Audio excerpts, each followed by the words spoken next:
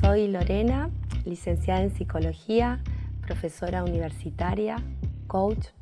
Me apasiona conocer al ser humano, poder conectar con su vulnerabilidad y me defino como una apasionada de la vida, curiosa y una eterna aprendiz.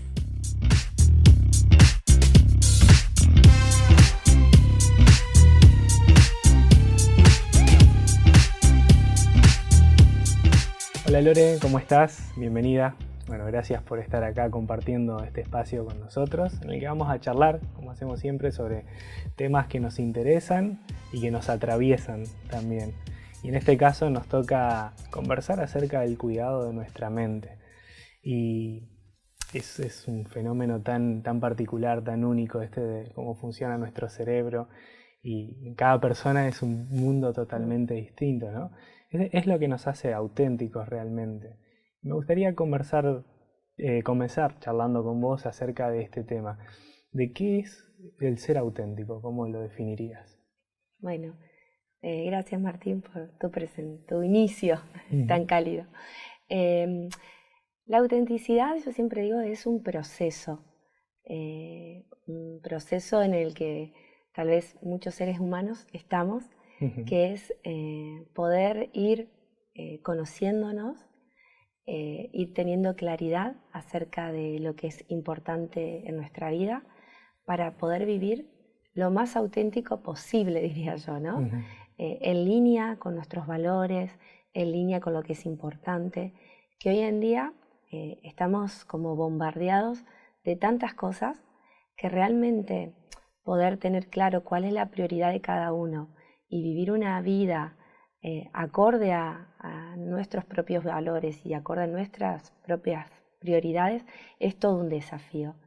Yo diría que la autenticidad es ese camino, ¿no?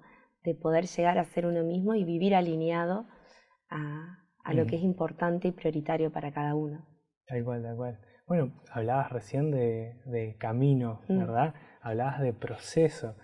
Me queda la pregunta si el ser auténtico es algo con lo que uno ya pueda venir desde chiquito, digamos, de fábrica, por decirlo de alguna manera criolla, o es algo que uno lo va desarrollando a lo largo de su vida, y si es así, ¿de qué factores depende? Exacto.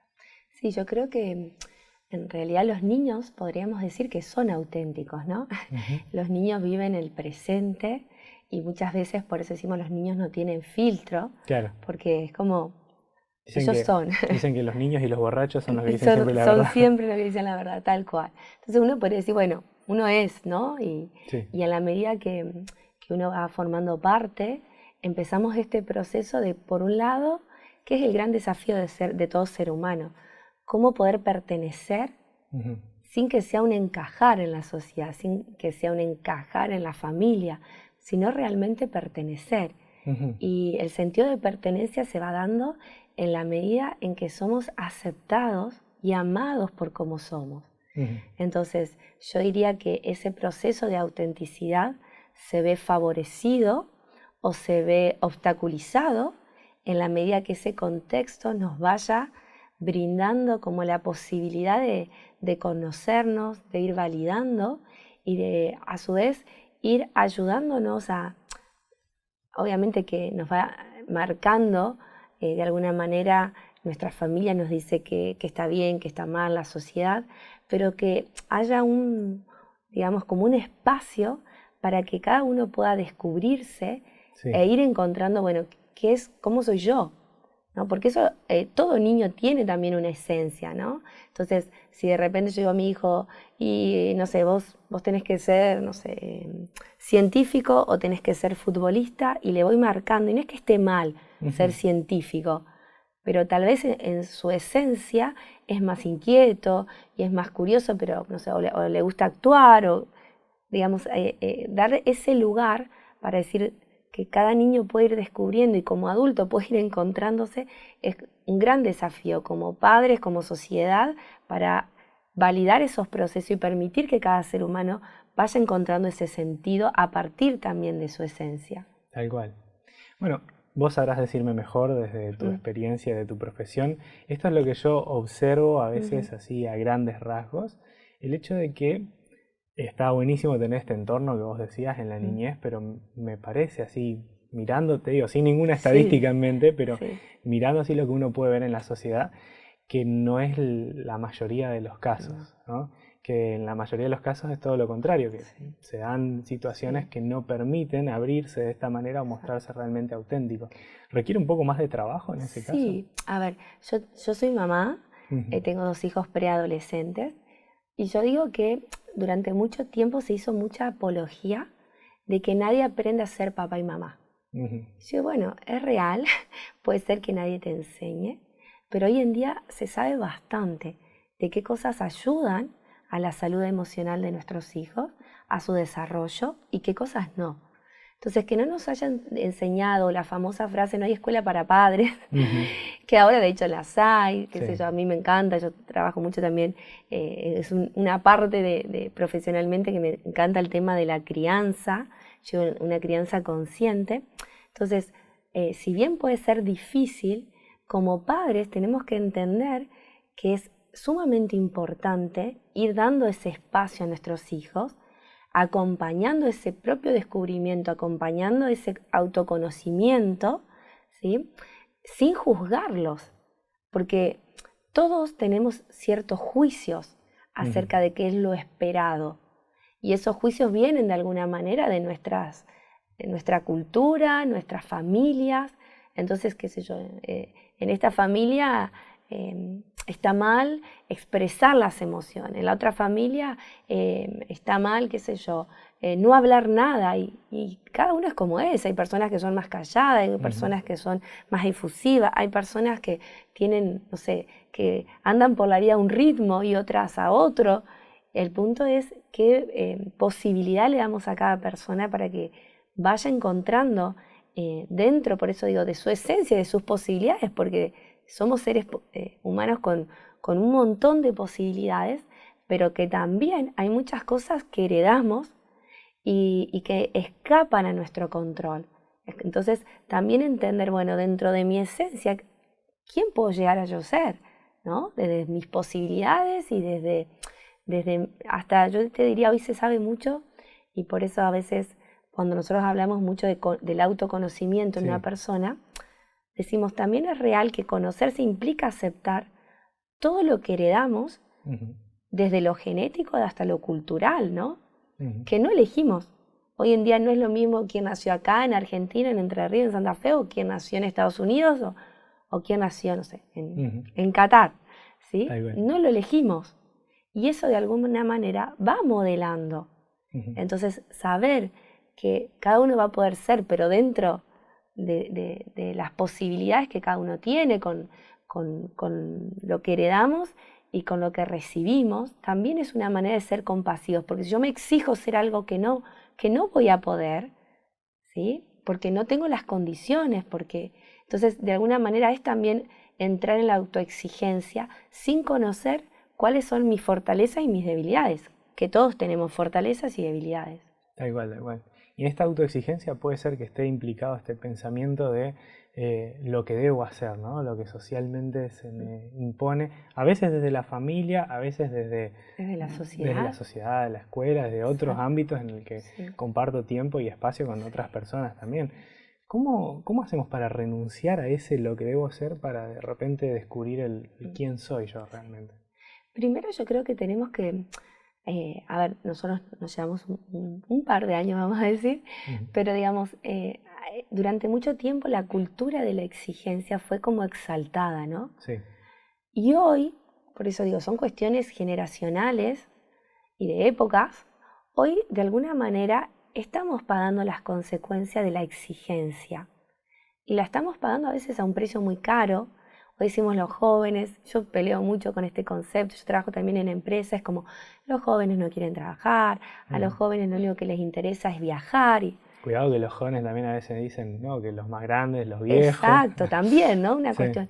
Pero sí es real que esta generación de jóvenes vio el sacrificio, la exigencia, el esfuerzo en sus padres y no vio personas auténticas o felices, no por lo que tienen, sino por haber podido ser quienes quisieron.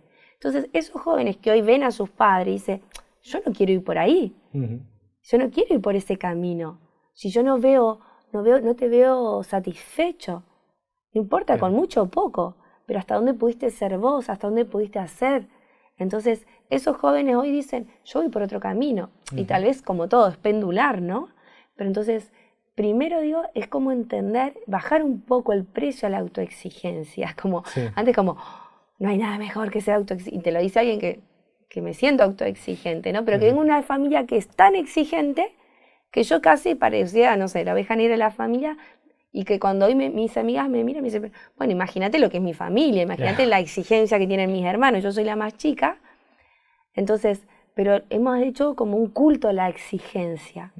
Entonces, en primer lugar, es como decir, ok, el esfuerzo, la exigencia tiene una parte muy positiva, pero cuando eso se convierte como nuestro dictador, como que vos tenés que, vos debés, vos tenés, el deber, vos debés, y no hay lugar para preguntar nada de margen para decir, bueno, ¿y yo qué quiero? Entonces nos volvemos en autómatas de un deber ser, que no pasa ni por la razón, ni por la espiritualidad, ni pasa por algo automático. Por eso si nos ponemos en un piloto automático de satisfacer demandas que ni siquiera sabemos que las tenemos. Eso es lo más loco. Porque yo por ahí en terapia, cuando empiezo a trabajar, la gente empieza a descubrir como, yo le digo, la voz del deber ser, y empiezan a escuchar y dice, la voz me dice que, y empiezan a reconocer que adentro nuestro hay una voz del deber ser que es muy autoritaria, que es muy potente y que domina mucho nuestra vida. Entonces, yo siempre es como, primero darnos cuenta que existe, porque a veces nos podemos creer que no, yo no soy, y hay una exigencia terrible. Y una vez que la identifico, yo digo, es como empezar a bajar un poco el tono de voz. Como que tal vez no la podamos eliminar, nunca es por ahí el camino, porque es como que si ya lo tengo, ¿no? Pero es como le bajo un poco el tono de voz a la exigencia, a la autoexigencia, y le subo el tono de voz a otras cosas. Por ejemplo, hay algo que yo me encanta, que es la compasión, que es casi como la contracara a la autocrítica y a la exigencia. Como por un lado tenemos la exigencia, la autocrítica, esto no soy suficiente, no, como que nunca llego, no lo hago suficientemente bien, no soy lo suficientemente bueno, no soy lo suficientemente agradable, lindo, inteligente. La autocrítica, la exigencia, el no soy suficiente. Y por otro lado, como en su contrapartida está la compasión, que es muy interesante porque es un término que de entrada choca, como esto de ser compasivo, es como ser blandito, como que todo está bien. No, ser compasivo es tener mucha conciencia de qué es lo que realmente puedo y cuáles son mis límites. Y no llevarme forzadamente, no hacerme sufrir por querer ir hasta un lugar que tal vez no puedo. Porque claramente no todos podemos todo. Como que hay cosas que puedo y hay cosas que no puedo. Entonces, desde la autoexigencia me mete un sufrimiento porque me quiere llevar a estándares que tal vez no son para mí. Y la compasión es la que mira y dice, es como la voz compasiva es, ok, ¿qué podés? ¿Qué no podés? La compasión es saber que cada uno de nosotros está haciendo lo mejor que puede con lo que tiene.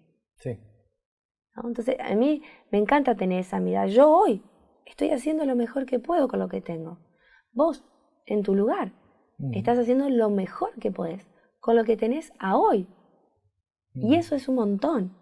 Y eso es suficiente. La exigencia es como, nunca es suficiente, porque podríamos, no sé, practicado más, estudiar, es como, viste, siempre no es suficiente. Ok, estamos haciendo lo mejor que podemos con lo que tenemos hoy. Y eso es suficiente. Tal cual.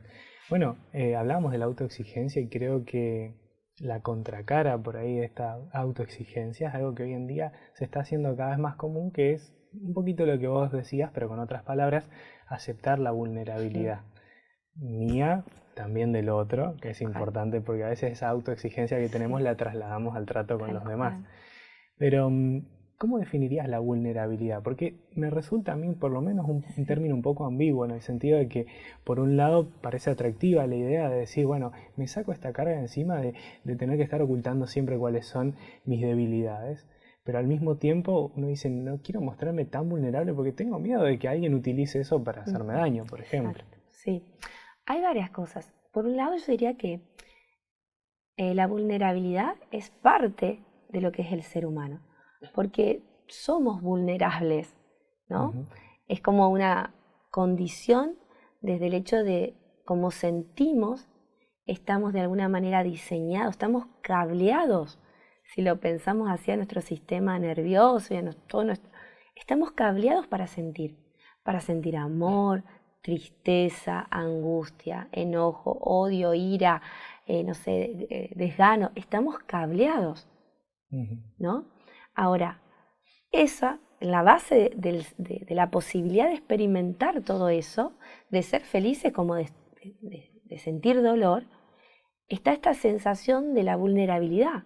¿Qué hago si yo ahora estoy hablando con vos y de repente me pasa algo y me angustio o me olvido? Hay un lapso ahí donde las emociones es algo que sucede porque de hecho hemos sido diseñados para sentir. Uh-huh. Pero ha habido, y la psicología hoy se está como de alguna manera replanteando, una idea de que, hay emociones que son positivas y está bueno sentirlas, y hay emociones que son negativas y mejor si las pasamos por alto. Sí. Y hoy se ha revisado completamente esa idea, porque partimos de la base que cada emoción tiene su función. Uh-huh. Yo me enojo cuando algo me obstaculiza. Uh-huh. Y cuando me enojo, el otro día hablaba con un paciente, es como, la energía es hacia afuera, es como que quiero romper, porque la energía del cuerpo corre de una manera. Cuando estamos tristes, es como que todos quisiéramos hacernos bolita, meternos en la cama. Sí. La energía es como, y es ese momento en el que reflexionamos. Cuando estamos alegres no reflexionamos cuando estamos tristes, cuando interpretamos que podemos perder algo. Entonces, fíjate cómo la emoción es muy sabia, te pone en un estado para reflexionar. Uh-huh. Cuando estamos alegres como que va de los pies a la cabeza y parece que nos queremos mover y saltar. Tal cual. Y es otra energía. Bueno, y así podríamos hablar de cada emoción. El punto es que aceptar la vulnerabilidad significa que puedo experimentar todo esto y eso genera incertidumbre, pero que, digamos, el camino no es dejar de sentir para no ser vulnerable. El camino es, en la medida que yo soy consciente, identifico mis emociones, hay un espacio de fortaleza porque dejo de temer la emoción, uh-huh. Dejo de temer el sentir y me permito sentir. Es como, yo digo, cuando nosotros de alguna manera queremos controlar y no sentir la vulnerabilidad de que si me pasa esto y si me enojo y si me ofendo, porque también a veces nos genera mucha vulnerabilidad, porque la vulnerabilidad es, las personas cuando le preguntan, ¿qué es para vos la vulnerabilidad? Y la mayoría dice estar desnudo. Uh-huh. Como decir, quedo ahí expuesto. Entonces, qué sé yo, entre compañeros de trabajo, como si te muestro que hoy me enojé y me expongo, uh-huh. Porque vos estás sabiendo que a mí eso no me gusta. Entonces, si me enojo, te muestro que... muestro las cartas. Muestro las cartas. Y eso lo vivimos como un acto de, esto que vos decís, me va a dañar. Sí. Ahora, ¿cómo gestiono yo las emociones? Es el punto. Uh-huh. Okay. Si yo siento que me enojo y lo único que puedo hacer es callarme, me siento re vulnerable, expuesto, porque ahora si yo, me enojé porque llegaste tarde, porque, no mandaste el email que tenías que hacer, y sé gestionar, digo, me enojo, ¿qué necesito? Necesito hablar y explicitarle, para mí es importante el horario. ¿Cómo hacemos? Y establecemos una conversación para yo gestionar mi enojo, no explotar, ni guardármelo, pero a su vez correr ese obstáculo que me genera el enojo, porque el enojo es frente a un obstáculo siempre. Sabes que mientras venías hablando, no pude evitar que me vengan a la mente ciertas imágenes que hemos vivido recientemente. Argentina salió campeón mundial. Ni hablar. Nos dura todavía la emoción. Claro, en uno de los experimentos psicológicos, permitime decirlo, creo que más interesante de los últimos tiempos, en los que vimos que la mayor batalla ganada no fue contra Francia en una final, fue la batalla que ganamos los argentinos, los jugadores y el cuerpo técnico específicamente, contra una mentalidad de autoexigencia muy, muy pesada, o sea, una carga muy pesada que llevábamos sobre los hombros.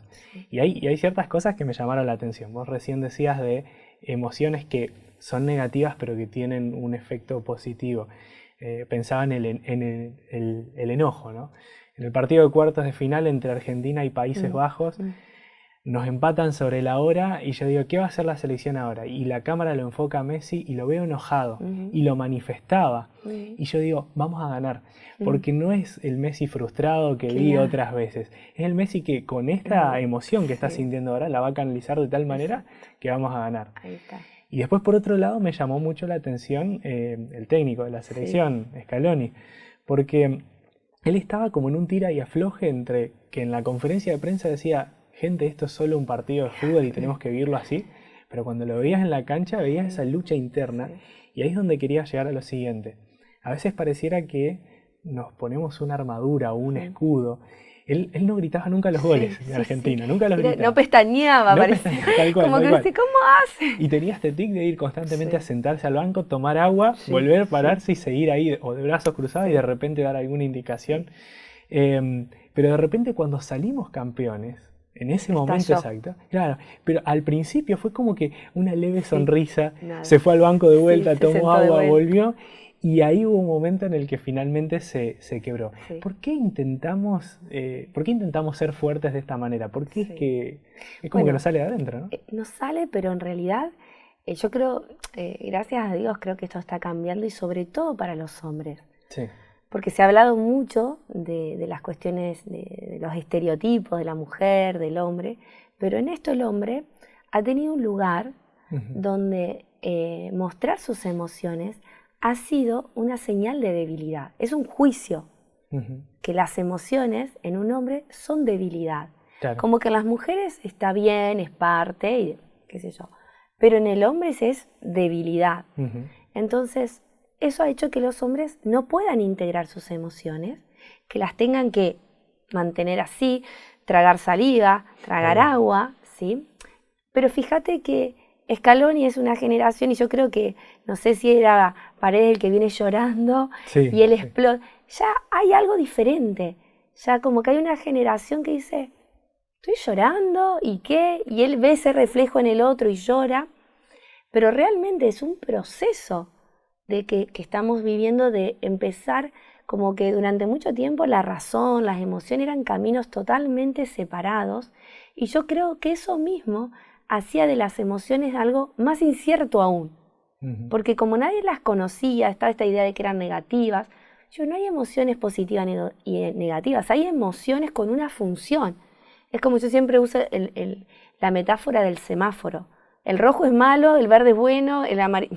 No, el rojo tiene una cosa y las emociones son iguales, pero durante mucho tiempo se planteó como que hay cosas que sí, que hay otras que no, y lo malo no es el enojo, lo malo es qué hago yo con el enojo. Si yo cuando me enojo, no sé, te pego una piña, lo malo es lo que yo hago, pero enojarme es algo que es una reacción para la cual hemos sido diseñados para reaccionar, porque si no, no nos enojaríamos. Entonces, por algo tenemos esa posibilidad para defendernos. Ahora, si yo puedo identificar el enojo, ahí puedo. Y lo mismo, cuando vos decís, ¿y por qué Scaloni hace tanta fuerza? Y sí, porque es parte de esa idea, ese prejuicio de que mostrar las emociones es señal de debilidad. Claro. Y en realidad yo decía, y por otra parte lo tenés al Dibu, ¿no? Sí. Al arquero de la selección, que él ha dicho mucho, los goles de Arabia no me lo podía sacar, tuve que hablar más con el psicólogo. Y uno no podría decir que es débil, pero está mucho más integrado. Es como esta posibilidad de decir, me duele y puedo trabajar. Y sobre eso digo, bueno, ¿y qué hago con esto? ¿No? Pero bueno, yo creo que si hay algo que dejó el Mundial también, es ver otras aristas del hombre, de las masculinidades, su rol de papá, poder llorar con los hijos. Y eso me parece sumamente sanador, para los hombres, sí. a ese nivel, ¿no? Sanador. Y es como vos decís, pero también permitirles. Yo coordino terapias de grupo y muchas veces cuando un hombre que viene, nosotros decimos, viene durito, ¿no? Sí. Como que empieza el proceso y hasta físicamente es duro. Y cuando lo abrazás está duro. Y cuando va pasando el tiempo hasta sentís que los músculos se aflojan y que el hombre te abraza de otra manera. Pero hay mujeres, y en las terapias de grupo lo vemos, que cuando su compañero empieza a ablandarse, es como, no me gusta esta versión tuya. Es como, te me caes. Porque también es real que ha sido un rol que se le exige al hombre, como tipo, todo bien, pero mantenete. Claro. Entonces también la sociedad, las mujeres, tenemos que permitir a los hombres que muestren su vulnerabilidad, ¿sí? Y de la misma manera vos decías, aceptarla en uno para poder aceptarla en el otro. Porque si yo creo que me tengo que levantar y todo el día estar igual y siempre de la misma manera, inmutable ante la vida, tampoco voy a tolerar que alguien me diga, che, la verdad que hoy vamos a trabajar, pero no tengo la misma energía que ayer, que sería lo lógico. Pero hemos hecho un culto esto de la exigencia de, no importa cómo estás, tenés que dar el 100. Pero somos seres humanos. Sí. ¿Cómo te doy? Te puedo dar el 100 de lo que tengo, pero no el mismo 100 de ayer. Es como, por eso se llama la compasión, te doy lo mejor que tengo para darte hoy, pero no el 10 del estándar que te di ayer. Es lo mejor que puedo hoy. Claro. Me hacías pensar un poquito, recuerdo hasta algunas amigas diciendo, porque en realidad tanto varones como mujeres somos un poco víctimas de lo que hemos heredado culturalmente. Y recuerdo amigas diciéndole, no sé, a alguna persona que por ahí no toleraba alguna cosa o que hacía puchero, que no le gustaba algo, que demostraba su disconformidad, diciéndole, no seas tan nena. Y yo como recuerdo en algunos casos, Fernández, decir, pará, vos sos mujer y acabas de decir no seas tan nena. ¿Por qué tenemos esa idea en la mente, no? Pero bueno, es algo que creo que lo traemos un poco medio ya impuesto, lo aprendimos así. Como esos juicios, y tenemos que aprender a sacarlo. Exacto. Tenemos que ir sacándolo. Y me venía otra pregunta a la mente porque seguimos con el tema fútbol, que es algo que a los argentinos nos encanta y que creo que con este mundial pudimos aprender muchísimo. No solo de lo futbolístico, sino de lo extrafutbolístico especialmente. Y creo que una de las mayores lecciones que nos llevamos es que el fracaso es dejar de intentar. Tal cual. Con todo lo que lo intentó, no Tal solo cual, Messi, sino toda una generación de jugadores. Pero a veces pareciera que no tenemos muy bien aprendida esta lección en el día a día. Que, no sé, por ejemplo, en la universidad tengo un final difícil delante y como no me siento preparado, mejor no lo rindo porque no quiero fracasar. Exacto. Pero realmente el fracaso está por ahí. O sea, ¿podemos realmente evitar de alguna forma el sufrimiento y la incomodidad o no? ¿O hay que hacerle frente nomás? Bueno, es genial. Me vino cuando dijiste yo a mí me encanta como planificar cómo va a ser mi agenda, qué frase, qué intención voy a tener en el año, ¿viste? Soy un poco con esas cosas. Y cuando empieza el 2020, que todavía no estaba la pandemia, yo agarro un cuaderno y lo hago hacer con una frase que decía, el peor error es no intentarlo. Sí. ¿No? Como intención para el 2020, para mí, y entendiendo esto que vos decías, el error, como el miedo que le tenemos al error, al fracaso. Y justo vino la pandemia y yo tuve que hacer un montón de cosas nuevas. Y como que eso me reayudó, porque era dar clases por Zoom, hacer vivos, atender pacientes, era todo nuevo. Pero con esto de, el peor error es no intentarlo. Y en ese sentido, vos decías, nos damos cuenta que ese es el mayor fracaso, no intentarlo. Hay una anécdota también, ya que estamos re futboleros, que contó Scaloni, no sé si la escuchaste, que dice que creo que fue después de la Copa América, se juntan con Messi antes que él se vuelva. Cuando clasificamos al Mundial. Cuando clasificaron, ahí fue. Que entonces se juntan en la habitación y él le dice, che, estamos como generando todo... Una expectativa, la gente está copada con nosotros, te das cuenta como lo que se viene. Sí. Y entonces Scaloni dice, ¿y si nos va mal? Como que se lo dice a Messi, como diciendo, como levantamos y ¡boom! Sí. Y Messi le dice, ¿y qué va a hacer? Es como, ¿qué puede pasar? ¿Y qué? Que nos equivoquemos, que erremos, que perdamos, no importa, lo hacemos igual. Y Scaloni dice, cuando Messi me dijo eso es como, listo, vamos vamos, no importa, ¿y qué puede pasar? Y eso, y él dice, él marca Scaloni ese momento, ¿no? Como un antes y un después para él.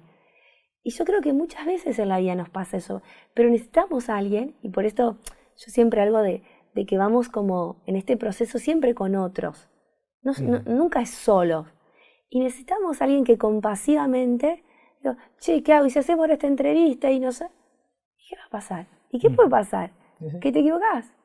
Y en realidad, si hay poca certeza que tenemos los seres humanos, como sabemos que nos vamos a morir, y hay otra, es que nos vamos a equivocar. Porque no somos perfectos. No somos seres perfectos. Entonces, lo que debería ser una obviedad, el error, la posibilidad de equivocarnos, se ha vuelto la excepción.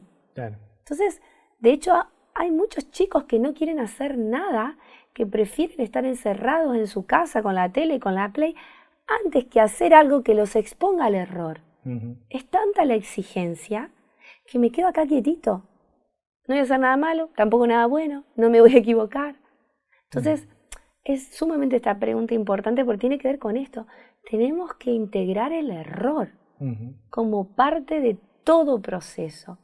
Y si uno va a la historia, y seguramente habrás escuchado esa reflexión, que los mayores inventos surgieron de los errores. ¿No? Alguien se equivocó y surgió esto otro.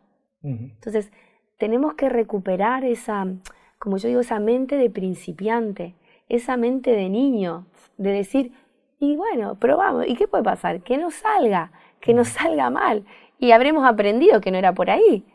Diré, bueno, es por allá. Y esto de los exámenes ni hablar, la cantidad de... ¿Por qué no? Prefiero quedarme con la duda de cómo me iba a ir antes que una... ¿Y qué es el aplazo? Pero hemos puesto nuestra valía, como yo valgo, me defino una nota, hemos puesto ahí, ¿no? Como que yo digo a los alumnos, yo siempre digo, yo parto de la idea que ningún examen es justo, porque hay miles de variables. Entonces digo, y cada uno, si vos vas a poner tu valía personal, lo que el examen no te define, andá, probá, fíjate, conocé, date cuenta cuál es el mejor camino para este examen, porque no todos los exámenes son iguales, o el profe pide lo mismo. ¿Y qué puede lo peor? Que te equivoques. Durante muchos años mi hijo juega al fútbol, al básquet, y en un momento yo decía, como es la exigencia, porque yo mamá psicóloga, no le voy a transmitir la exigencia.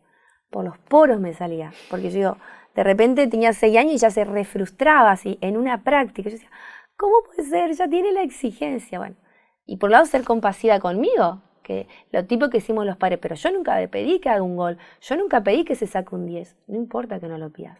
Ellos nos ven nuestra exigencia en lo que hacemos, en cómo nos levantamos, en lo que nos exigimos, lo que nos decimos a nosotros mismos.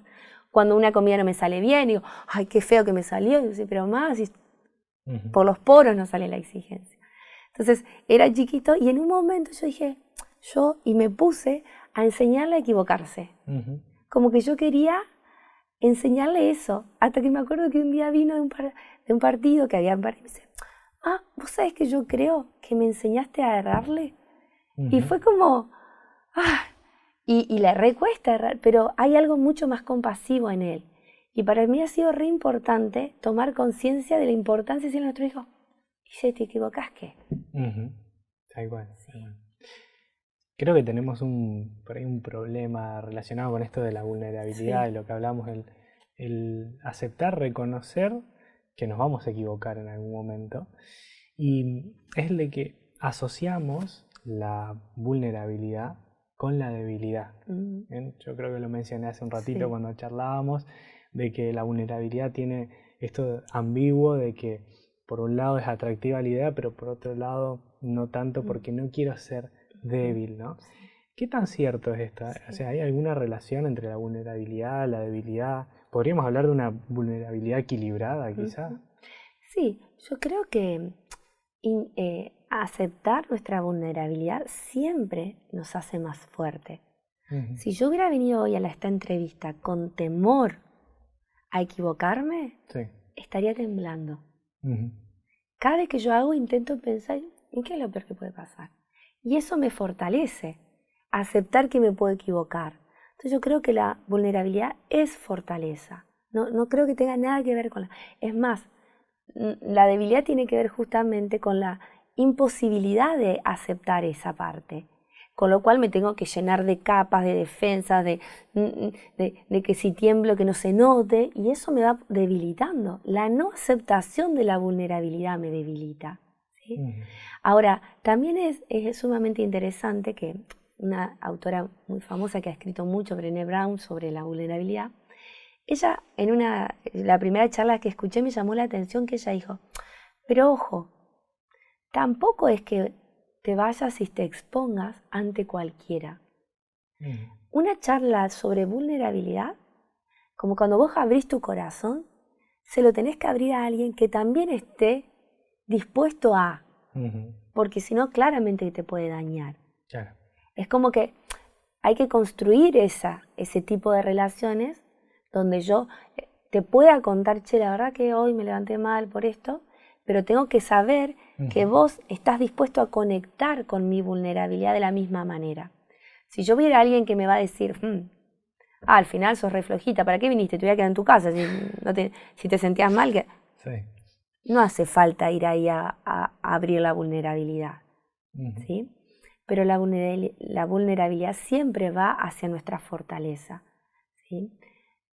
Que en el camino vamos a ir encontrándonos con personas, pero yo creo mucho en esto de que nos vamos modelando unos con otros, de que vamos aprendiendo, yo digo, a tener conversaciones incómodas, esas que te exponen, esas en las que te mostrás tus emociones, pero también es real que cuando yo te las muestro, es mucho más factible que vos me las muestres a mí. Claro. Y ahí empezamos a construir vínculos más auténticos. No es solo que yo soy auténtica, sino que nuestro vínculo empieza a ser más auténtico. Porque que digamos, no, estamos siempre bárbaros, nunca un sí, un no, siempre bien. Y es raro, porque si los seres humanos nos equivocamos, un día estamos alegres, siempre igual, en alguna parte, como que no te estoy pudiendo decir. Y no significa que te tenga que confrontar o decir, no, la verdad Martín me caes re mal. Si no me caes re mal, no. Pero seguramente algún día tendré que decir algo, ¿sí? Si nuestro vínculo es auténtico, que sea incómodo. Che, Martín, la verdad que hoy no me gustó, viste que dijiste que tal vez, no sé, las luces... Y no me gustó porque yo lo repensé y te lo tengo que decir. Si soy auténtico. Y por eso, a veces yo tampoco creo en esas personas que dicen, yo soy honesto, soy franco y te pegan una patada. No, tampoco es eso ser auténtico. ¿Sí? Pero bueno, creo en esto del aprendizaje y del proceso hacia la autenticidad, ¿no? Que nos va llevando y que nos va permitiendo construir vínculos más auténticos, más genuinos, ¿sí? Que es el sentido más profundo del ser humano. Si nosotros dos no podemos conectar auténticamente, que de hecho yo te miro y tus ojos tienen esa transparencia, Martín te lo habrán dicho, pero como que lleva a conectar, es como que te vas con una sensación de estuve, pero como no es la misma sensación de cuando uno se va lleno de que conectó con la otra persona. Como que para mí en la vida es como hago esto y trabajo porque me apasiona conectar. Y siento que hay algo en la conexión que hace que uno después no necesite mucho más. Como que hay tanto en el ser humano y que cuando dos seres humanos conectan, que a veces no importa si estás tirado en el piso, en la plaza o en una playa de Cancún. Si estás conectado es como... A veces hasta sin palabras. Sin palabras. Estaba pensando, bueno, como creyente, algo que me venía a la mente cuando vos hablabas de esto de que para poder yo mostrar mi vulnerabilidad con el otro, también tengo que dar ese espacio y es algo mutuo. Pensaba en el ejemplo de Jesús, por lo menos lo que se muestra en la Biblia, lo que se cuenta de él, tratando con personas como el discípulo Juan, que al principio era el hijo del trueno, porque parece que cargaba con esa armadura encima de no querer mostrar, él se mostraba como duro, y después terminó siendo uno de los más, entre comillas, blanditos de los discípulos, ¿no? Mostrándose así, tal cual como era. Y Jesús era directo cuando hablaba con sus discípulos. Vos Recién mencionaste a Brené Brown, y ella tiene también otra frase, algo que dijo en una de sus conferencias, que es que a veces hablamos mucho de las personas en lugar de hablar con ellas, ¿no? De ir a un lugar apartado y entre las dos decir lo que vos decías recién, no me gustó esto, me sentí mal capaz por esto otro, expresarlo de tal manera que el otro no lo sienta como un juicio, como que le estoy cayendo encima, sino que entienda que algo de lo que hizo me puede haber dañado aun cuando lo haya hecho sin intención, ¿no? ¿Cómo crees que esto podría por ahí impactar de manera saludable en todo lo que venimos hablando, en nuestra autenticidad, para empezar, por ejemplo? Es que en realidad poder relacionarnos de esta manera aliviana tanto. Yo veo hoy mucha gente decepcionada a la hora de querer conectar con otro ser humano. Desde personas que dicen, no, trabajar en equipo, no, yo trabajo solo. De mujeres, hace poco también me invitaron a charlar sobre la rivalidad entre mujeres, algo que nos han metido en la cabeza. Yo no te voy a aceptar que digas que es imposible trabajar con mujeres, porque yo trabajo con amigas, con mujeres. Entonces, de alguna manera, empezar a entender que es posible generar vínculos muchos más sanos y auténticos, y lo liviano que es llevar los vínculos así. Yo creo que no hay nadie que no quisiera eso para sí mismo. No hay nadie que no quisiera poder conectar con otro ser humano desde lo auténtico, lo verdadero, desde lo genuino. Pero es real, tenemos miedos, tenemos armaduras. Hay un cuento que se llama El caballero de la armadura oxidada, que es justamente un cuento donde el caballero va pasando por etapas hasta que se le va oxidando la armadura, que es el proceso de todos, mujeres, hombres, cuando queremos ir por este camino, ¿no? Como ir sacando las armaduras.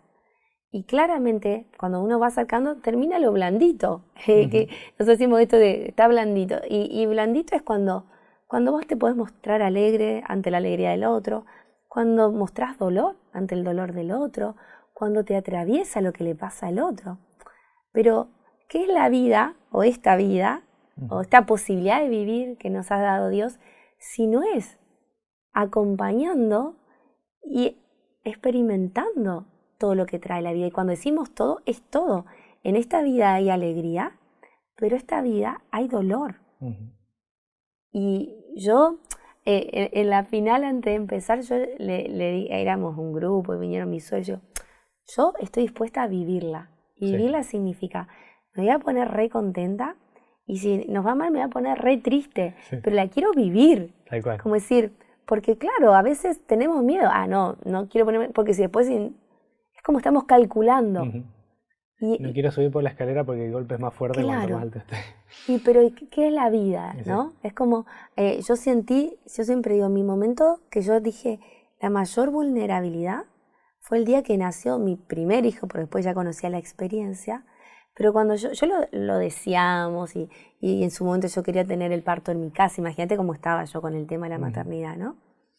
Y cuando nació fue tan fuerte y sentí, pero literal, una puñalada en el pecho, porque yo lo miré y dije, si le pasa algo, nada me va a doler tanto en la vida como lo que me va a doler que le pase algo a mi hijo.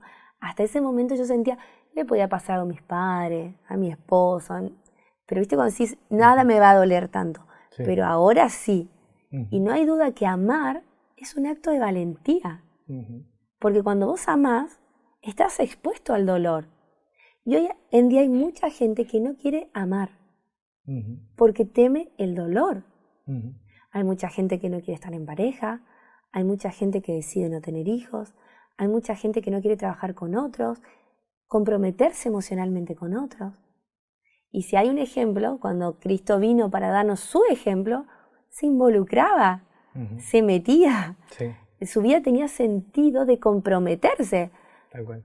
Se comprometía emocionalmente, no solo en teoría, se comprometía emocionalmente. Entonces, realmente yo a veces digo, bueno, yo me defino como apasionada, pero porque me gusta vivirla. Es como yo digo, y si tengo que sufrir, y voy a sufrir, ¿y qué problema hay? Voy a llorar, y voy a llorar. Y si tengo que estar alegre, quiero poder estar alegre. Pero conozco muchas personas que por no experimentar el dolor, yo digo, bajaron la palanca de las emociones, ¿viste? Off. Uh-huh. Y cuando vos bajas la palanca de las emociones, no es selectiva la palanca, te anestesias. Te anestesias de todo, del dolor, pero también de la alegría, de la felicidad. Te anestesias, vivís en automático. Entonces cuando decís, ¿qué tiene? Y esto, vivir de esta manera, tiene esto de salir del piloto automático, de que te van a doler las cosas, sí. Uh-huh. ¿No? Cuando alguien empieza terapia me dice, pero esto es incómodo, me va a doler. Y sí, yo estoy dispuesta a acompañarte. Pero así como te va a doler, vas a empezar a disfrutar más de la vida, te va a dar más ganas de vivir. Tal cual. Porque la vida tiene todo. Uh-huh. Tiene todo. Me decías acordar a la película de dibujos animados Intensamente.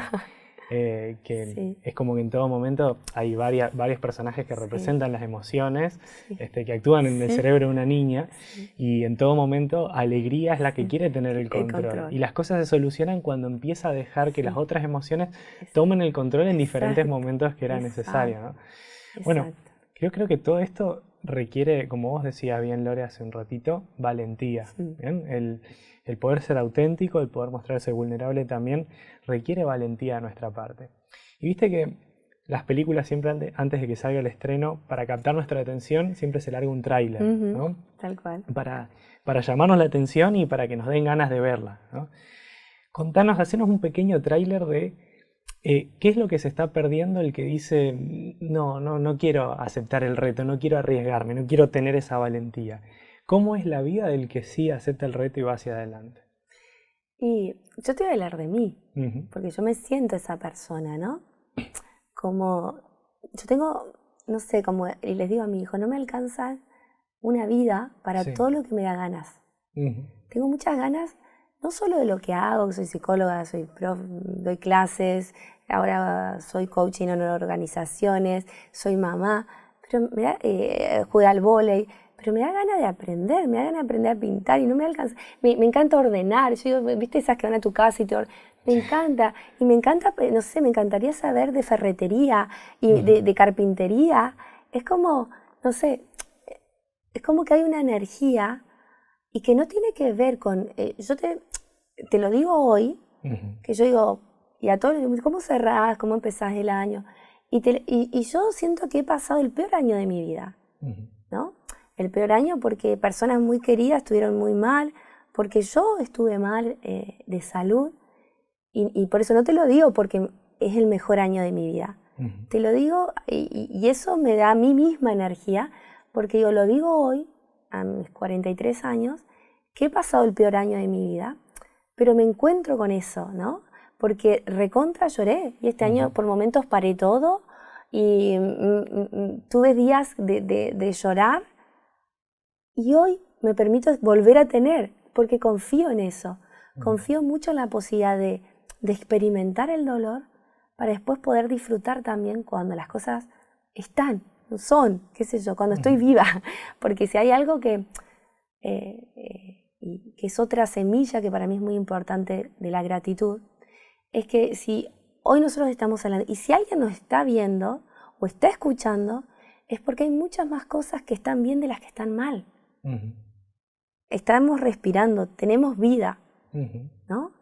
Y a veces no tomamos esa dimensión, no tenemos esa conciencia porque estamos en piloto automático, sí, por miedo a.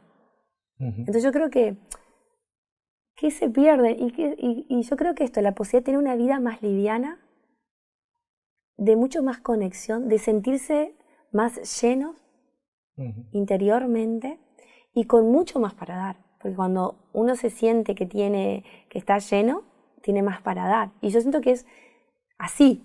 Yo doy y a mí me dan. Yo te di y siento que me llevo de vos. Y sobre todo en tu mirada, ¿no? Como en tu interés de conectar. Yo veo tu mirada compasiva y veo a mi hijo, y también le habla mucho de su mirada compasiva. Y mi hija tiene como toda la energía que tengo yo, ¿no? Uh-huh. Como mi hija es... a veces en el equipo ahí en donde yo trabajo en Sinergia, decíamos el team de los manija, ¿no? Como uh-huh, que, y yo de que era el team manija este año empecé 0 manija, pero no dejo, como confío en eso, confío en que Dios me da la posibilidad de vivir todo, también he aprendido a confiar en los procesos, a confiar en Dios, en lo que no puedo hacer. Y eso me da mucha liviandad para vivir todo, lo lindo y lo feo de la vida. Tal cual, tal cual. Bueno, Lore, gracias por haber compartido con nosotros todos estos consejos. A mí por lo menos me hiciste pensar un montón. Hay cosas que me quedaron dando vueltas en la cabeza y algo que se me venía a la mente recién es que para poder ejercer esta autenticidad, para poder también expresar, mostrar nuestra vulnerabilidad, necesitamos de otras personas. Me llevó a pensar en que muchas veces yo soy bastante cerrado en cuanto a lo que siento, a lo que estoy experimentando, pero también me llevó a pensar en personas a las que quiero, a las que amo y que me gustaría verlas bien, y digo, estaré siendo estaré proponiendo una especie de espacio seguro para que esas personas también puedan expresar su vulnerabilidad. Así que hay que pensarlo por ese lado también, sí, ¿no? Por la ayuda que podemos dar a los demás. Y por eso, cuando uno empieza a ser autocompasivo con uno, a permitirse el error, a decir, bueno, también, porque si no es la exigencia, no estoy, es lo que hoy puedo, entonces uno empieza a ser compasivo con los demás también. Y ahí vamos generando ese espacio seguro. No desde la exigencia, es decir, tal vez, sino siempre desde esta idea de un proceso. Yo hoy estoy intentando, ya está tu intención en vos.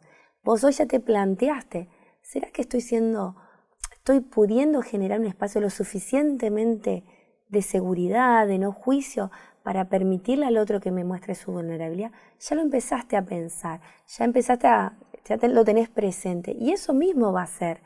Y yo te aseguro que cuando vos decidas abrir, vas a notar inmediatamente cómo el otro se dispone también. ¿Quién lo hace primero? Lo puede hacer cualquiera, pero cuando uno lo hace, abre el camino para que el otro lo haga. Eso es así. Tal cual. Bueno, nos quedamos con eso entonces, ¿no?